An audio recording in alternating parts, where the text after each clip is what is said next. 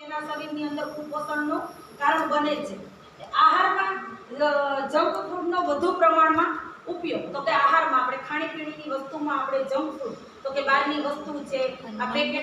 પેકેટના બબલા છે, બધી એવી વસ્તુ ખાઈએ, જંક ફૂડમાં વધારો આવે છે, એ આપણે ખાઈએ છીએ, એને હિસાબે આપણું પેટ ભરાઈ જાય છે, પણ એનાથી આપણા શરીરમાં લોહી બનતું નથી, તો તેના કારણે પણ કિશોરીમાં કુપોષણ આવે છે। પછી જાગૃતતાનો અભાવ, તો કે કિશોરી અમુક સમયે ઘણા લોકો એવા હોય છે, આપણે વંચિત વિસ્તારમાં અથવા રહેતા હોય તો એને અમુક પ્રકારની જાગૃતતા એનામાં હોતી નથી કે શેના કારણેથી આપણા શરીરમાં કુપોષણ થાય છે, શેના કારણેથી આપણને પોષણ મળે છે, તો તેનો એને અભાવ નથી હોતો, એને જાગૃતતા નથી હોતી કે આપણે શું કરવું જોઈએ શું નહીં, તો તેના કારણે પણ કિશોરીમાં કુપોષિત થઈ શકે છે। એ ભોજનમાં મિલાવટ, તો અત્યારે આપણે ભોજન છે ખાઈએ છીએ તો અત્યારે મિલાવટવાળી બધું વસ્તુ આવે છે, શાકભાજી પણ અત્યારે શુદ્ધ આવતા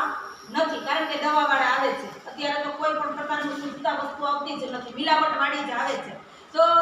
વધારે પ્રમાણમાં જો મિલાવટવાળી આપણે ભોજનમાં વસ્તુ લઈએ તો તેના કારણે પણ આપણને કુપોષિત કિશોરી બની શકે છે। વધુ પડતો માસિક સ્ત્રાવ, તો કે જે કિશોરી પીરિયડ્સમાં થાય છે તેને આપણે વધુ પડતો માસિક સ્ત્રાવ, એટલે કે વધુ પડતું જે આપણે ખરાબ બગાડ નીકળવાનું છે એ તો નીકળે છે, પણ અમુક સમયે આપણા શરીરનું સાચું લોહી હોય તે પણ એ વહી જાય છે અને તેના કારણે પણ કિશોરી છે તે કુપોષણ થઈ શકે છે। શિક્ષણનો અભાવ, તો કે ઘણી કિશોરી એવી હોય છે અથવા આપણે કોઈ ગામડામાં હોય છે તો પછી એને અભ્યાસ માટે આમ કદાચ બહાર જવું પડતું હોય શિક્ષણ માટે, તો ઘણા ત્યાંથી તેનો અભ્યાસ રોકી દે છે અને રૂકાવટ આપે છે કે હવે આપણે બહાર ભણવા કે અભ્યાસ કરવા જવું નથી, એટલે એને શિક્ષણનો અભાવ રહી જાય છે, એ કિશોરી પૂરતા પ્રમાણમાં શિક્ષણ લઈ નથી શકતી અને એને આ વસ્તુની ખબર નથી હોતી, તેના કારણે પણ કિશોરી છે તે કુપોષણનો ભોગ બને છે। બાળ લગ્ન, તો કે 18 વર્ષ પહેલા જે કિશોરીના ઘણા લગ્ન થઈ જાય છે, મારા જ વિસ્તારમાં એકાદો કેસ એવો છે, હજી છોકરીનું 18મું વર્ષ ચાલે છે તો લગ્ન થયા એમ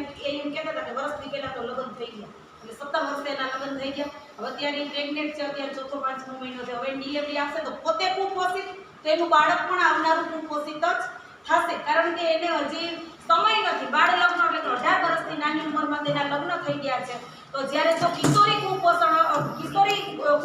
હશે તો તેનું આવનારું બાળક પણ કુપોષિત થશે। આ આપણે કિશોરીના એનિમિયાના અથવા લોહીની ઉણપના કારણો અને કુપોષિતતા તેના કારણે કિશોરીમાં આવે છે તેના લક્ષણ જોઈએ।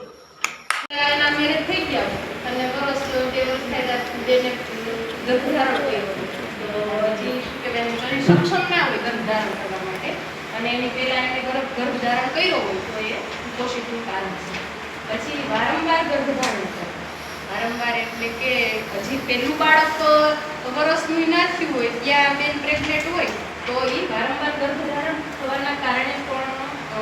સગર્ભા ધાત્રીમાં કુપોષણનું પ્રમાણ વધે છે। 2 બાળકો વચ્ચેનું અંતર છે, એવી રીતે મેં કીધું કે 2 બાળક હોય એની વચ્ચેનું પેલું બાળક મોટું ના થયું હોય અને ત્યાં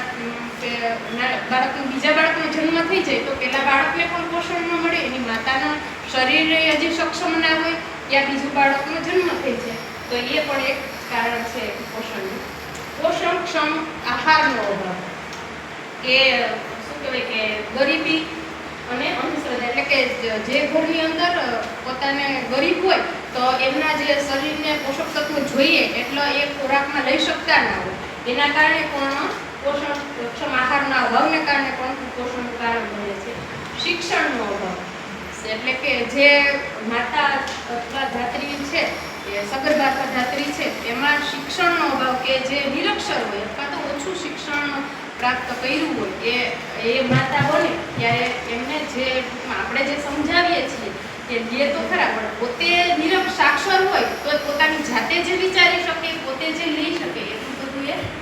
પોતાના જીવનમાં ઉતારી ના શકે, એટલે એ પણ એક કારણ બની શકે। નિકોટિનનું સેવન, એટલે કે વ્યસની માતા હોય અને ગર્ભધારણ કર્યું હોય એ પણ એક કુપોષણનું કારણ બની શકે।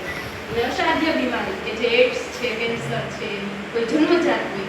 કોઈ બાદમાં થયું તો એ પણ એક કુપોષણનું કારણ બને છે। ગરીબી અને અંધશ્રદ્ધા, અંધશ્રદ્ધા એટલે માતાને પોતાને ખબર છે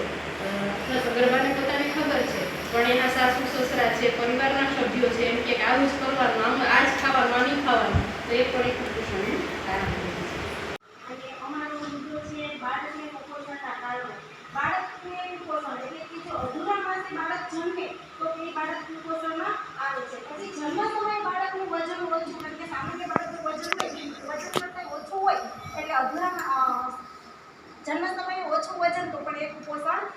પછી વારંવાર બાળક બીમાર પડવાથી પણ કુપોષણ આવે, અને ચીડિયો સ્વભાવ અને ઉદાસ એ પણ કુપોષણનું કારણ છે. પછી યોગ્ય સમયે બાળકને રસીકરણ ન અપાવે. માની કે આપણે કહેતા કે હવે તમારા બાળકને રસીકરણ આવે છે, તમે દેવડાવો, છતાં વાલી અમુક વડીલ હોય ના પાડતા હોય ને ન દેવડાવે તો પણ એ કુપોષણનું કારણ આવે. અને બાળકને બહારનું ફૂડ આપવાથી પણ, આહાર આપવાથી વધુ પડતો આહાર બાળક ઘરનું ન ખાઈ શકે મોટું હોય બાળક, અને બહારનું ખવડાવીને બાળકની ઈચ્છા પૂરી કરે તો પણ બાળક કુપોષણનો ભોગ બને છે. સ્વચ્છતા ન રાખવી અને બાળકને મેદસ્વી હોવાથી, કારણ કે સ્વચ્છતા પણ ન હોય અને વધારે પડતું બાળક કુપોષણ કરતાં પણ વધારે વજનમાં અને હેલ્ધી બાળક હોય તો એ પણ કુપોષિત બાળક કહેવાય. અતિ ગંભીર બીમારીનો ભોગ બને, જેમ કે કોઈ બાળકને વાલ્વની કે હૃદયની કે કિડનીની બાળકને બીમારીનો ભોગ બનેલો હોય તો એ બાળક પણ કુપોષણ આવી શકે. અને પાચન શક્તિ, બાળક ખાઈ લે છે, બધું પૂરતો આહાર લે છે પણ એ પચાવી જ નથી શકતો, અને પાચન ક્રિયા જ નબળી છે તો પણ એ કુપોષિત કહેવાય છે. પ્રથમ સ્તનપાન ન આપવાથી પણ બાળક કુપોષિત આવે છે. જન્મ સમયમાં તાત્કાલિક બાળકને પ્રથમ ધાવણ માતામાં આપવું પડે, પણ છતાં એ ન મળ્યું હોય એને તો પણ એ કુપોષિત આવે. અને 6 માસ પૂર્ણ હજી ન થયા હોય અને એને ઉપરી આહાર લેવાનું ચાલુ કરાવી દીધું હોય બેન તો પણ એ કુપોષણનો ભોગ ચાટનો બને. ફોટો પાડ્યો. અને લિંગ આપણા ભેદ ચાટનો. અને આર્થિક પરિસ્થિતિ નબળી, જેમ કે દીકરો કે દીકરી એ રીતે ભેદભાવ હોય તો પણ બાળક કુપોષિત, અને આર્થિક પરિસ્થિતિ બાળકની વાલીની નબળી હોય તો પણ બાળક